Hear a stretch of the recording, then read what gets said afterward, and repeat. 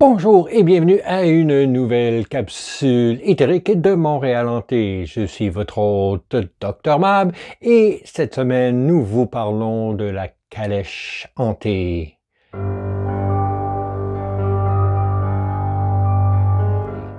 Avec plus de 200 cas de fantômes répertoriés, Montréal a la réputation d'être la ville la plus hantée du Canada.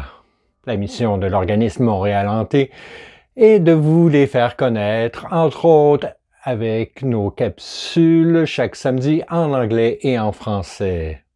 Pour en savoir plus sur cette organisation, je vous invite à consulter les liens dans la description. Je vous invite également à vous abonner et activer les notifications pour ne manquer aucune de nos capsules. Et maintenant, parlons fantômes.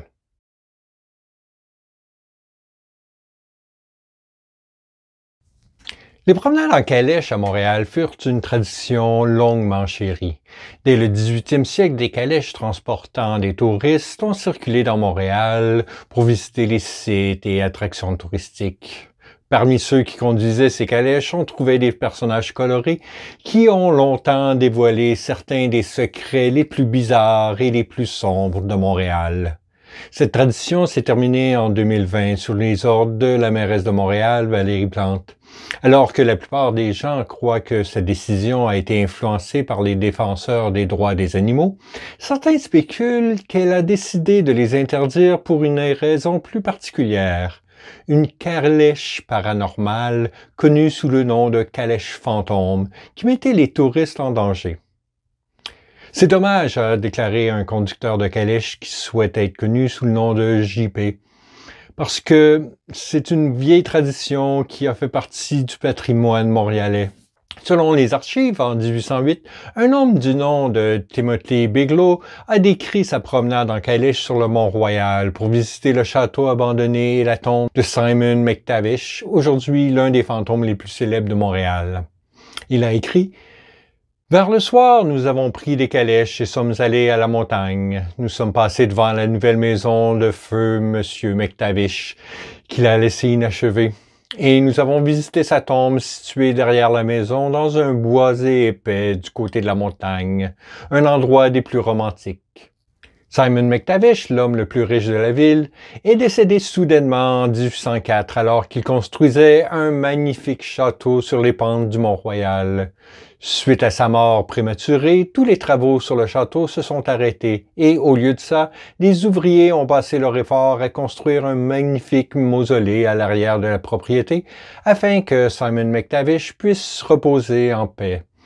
Ses neveux ont également érigé un obélisque de pierre consacré à sa vertu virile sur une falaise derrière le mausolée.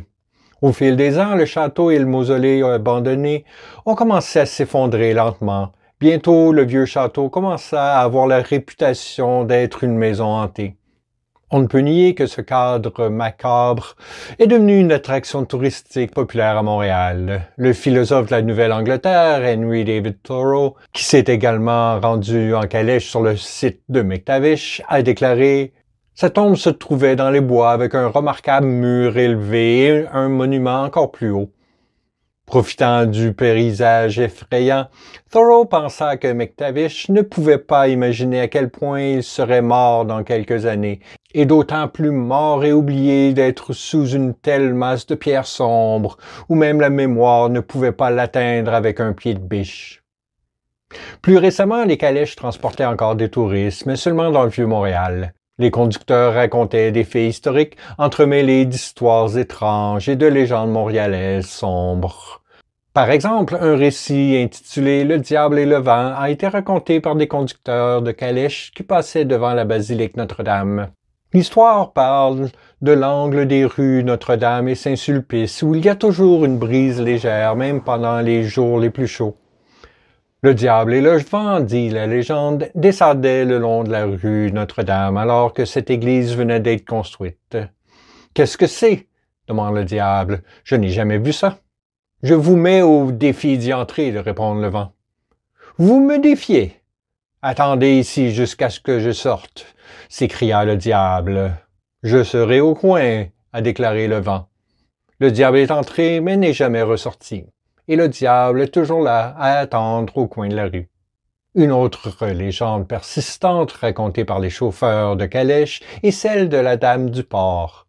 Perchée au sommet de l'église Notre-Dame de Bon Secours dans le Vieux-Montréal, également connue sous le nom de l'église des Marins, se trouve une magnifique statue de Marie, étoile de la mer.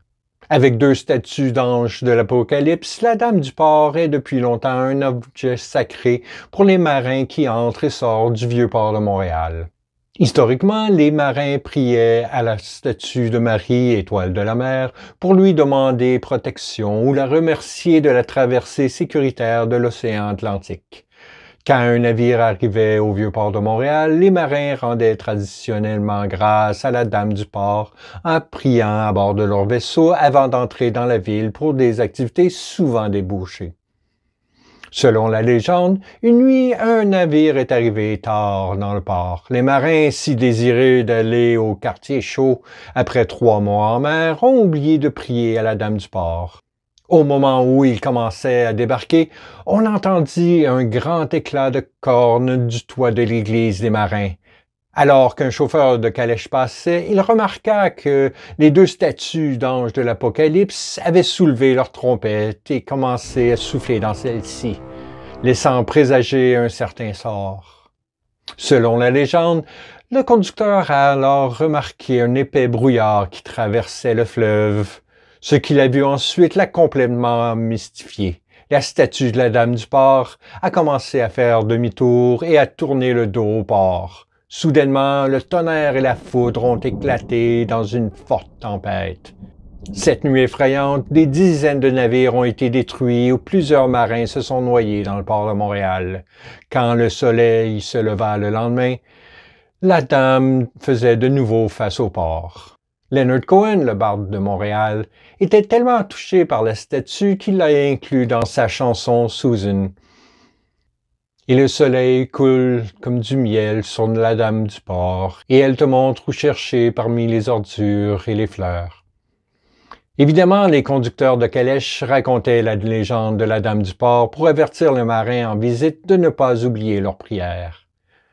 Malgré les conducteurs de calèche qui ont transmis aux touristes des traditions locales au cours des siècles, les défenseurs des droits des animaux ont commencé à demander l'interdiction des calèches dès les années 80.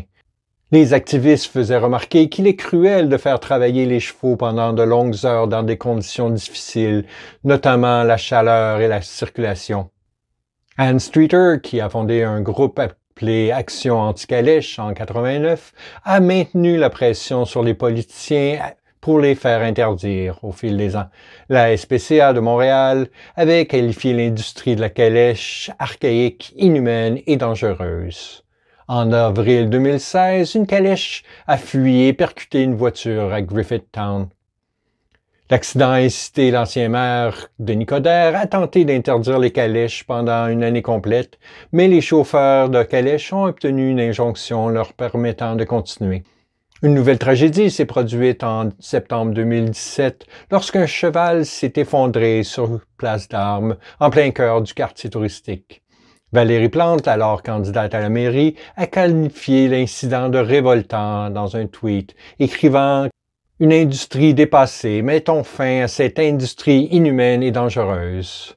Lorsque Plante a remporté l'élection en novembre 2017, elle a tenu sa promesse. La Ville de Montréal n'a pas tardé à identifier 4 accidents impliquant des calèches depuis 2014 et a soumis 14 rapports d'infraction concernant la santé de l'animal ou le mauvais état du chariot. La Ville de Montréal a alors averti les propriétaires de calèches que le dernier jour où les chevaux seront autorisés à trotter dans les rues du Vieux-Montréal serait le 31 décembre 2019. Ceux qui violent l'interdiction sont menacés d'une amende de 500 à 1 000 $ pour une première infraction, qui double pour les récidives. L'action rapide de la mairesse contre les calèches a été applaudie par la SPCA et le groupe Action anti-calèche, mais les propriétaires de calèches eux-mêmes n'étaient pas contents. JP a son hypothèse sur la raison pour laquelle la mairesse Plante était si décidée à les interdire. « C'est la calèche fantôme, c'est sûr », a-t-il déclaré. Pressé, il explique qu'il y a une légende à propos d'une calèche fantôme qui a tendance à effrayer les touristes qui l'entendent. Selon cette légende, une des calèches montréalaises était paranormale. JP poursuit. Vous avez peut-être remarqué beaucoup de calèches dans le Vieux-Montréal. Ces calèches sont à la disposition des touristes pour faire un tour dans la partie historique de la ville. Cependant, comme je l'ai mentionné, il y a la calèche fantôme qui roule le long de la rue Saint-Paul au petit matin. Il y a deux versions de l'histoire. Dans la première, le conducteur invite les passagers à monter à bord. Cependant, quand quelqu'un essaie d'y entrer, la calèche disparaît. Dans la seconde version, le touriste monte à bord de la calèche qui commence à rouler et c'est la dernière fois qu'on aperçoit celui-ci. Il est transporté dans l'autre monde. Lorsqu'on lui a demandé s'il y a une vérité derrière la légende, JP a fait remarquer que deux touristes sont disparus dans des circonstances mystérieuses dans le Vieux-Montréal plus tôt cette année-là. Apparemment, la mairesse n'était pas contente que celle-ci ait interdit les calèches pour satisfaire les défenseurs des droits des animaux ou simplement pour essayer de se débarrasser d'un esprit dangereux, n'est pas connue pour le moment. La calèche fantôme est certainement l'une des apparitions les plus alarmantes de la ville. On ne sait pas si la calèche fantôme continue d'apparaître à Montréal.